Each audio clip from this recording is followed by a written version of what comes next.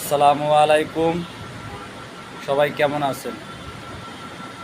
বাংলাদেশ থেকে বা বিদেশ থেকে যারা দেখতেছেন, এই ভিডিওটা করা হয়েছে আমার একমাত্র এই বন্যার মানুষের দুর্যোগের জন্য।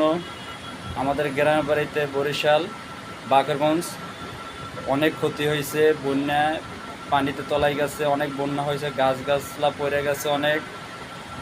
বিদ্যুৎ নাই, আমিও বাড়িতে কোনো যোগাযোগ করতে পারতেছি না 4টা দিন ধরে। দেখেন, আপনারা ভিডিওটা দেখলে বুঝতে পারবেন, সম্পূর্ণ দেখবেন, ইনশাল্লাহ দেখলে বুঝতে পারবেন। অনেক ক্ষতি হয়েছে, গাছপালা রাস্তার উপর পড়ে আছে, বিদ্যুৎ নাই, মানুষের সাথে কোনো যোগাযোগ নাই, কারোর সাথে যোগাযোগ নাই। এমপি, আমাদের বাকেরগঞ্জের এমপি এখন কিছু এই মানুষের সহযোগিতায় হাত বাড়াই দিয়েছে, আল্লাহ কবুল করুক।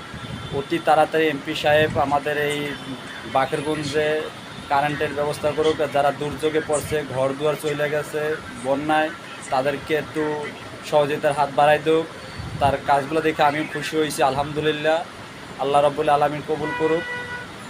আর দেশ আর বিদেশ থেকে যারাই দেখছেন আমার এই ভিডিওটা, সবাই শেয়ার করে দেবেন, জানিয়ে সবাই দেখে। আর যাতে যে জায়গায় বন্যা হয়েছে, চিটাং, তারপর যাইয়া নোয়াখালী, আতিয়া, অনেক জায়গায় বন্যা হয়েছে, সবাই এমপি চেয়ারম্যানেরা সবাই সামনে আগায় আসুন, এই বিপদে মানুষের সামনে আগায় আসুন।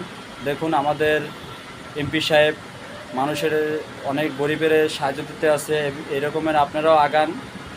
আর যেহেতু সবার কথা হয়েছে যে একটা আমরা কথা বলি, এই বিপদের সময় যদি একটা লোক যদি পাশে থাকে, এটা অনেক বড় কিছু মনে হয়। একটা শুকনো রুটি বা শুকনো খাবারও যদি কেউ পায়, অনেক অনেক খুশি হবে।